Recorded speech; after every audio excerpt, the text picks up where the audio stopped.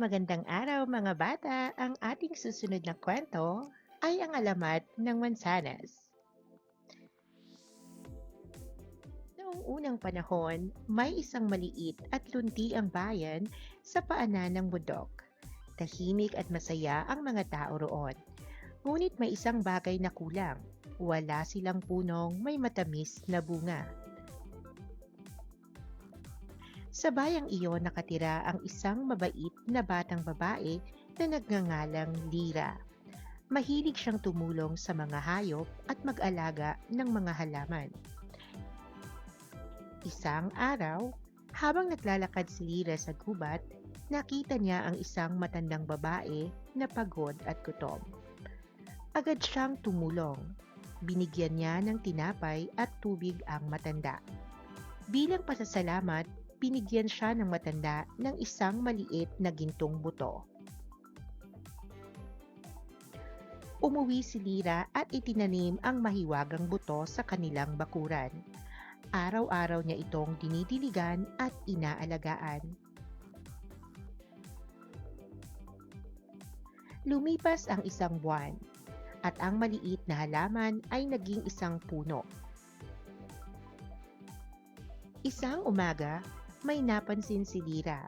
May mga bilog at pulang bunga na tumubo sa puno.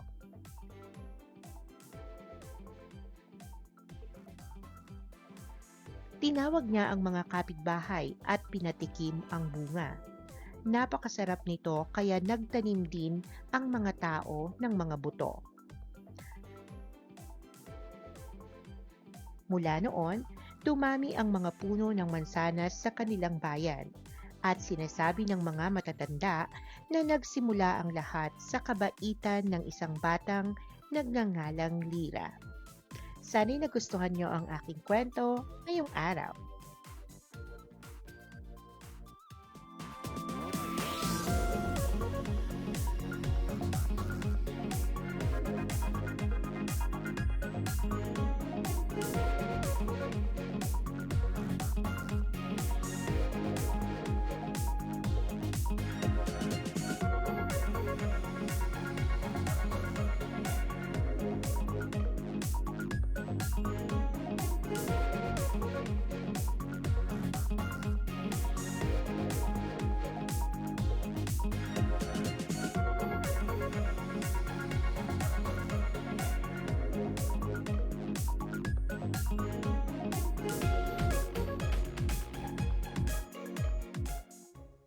Maganda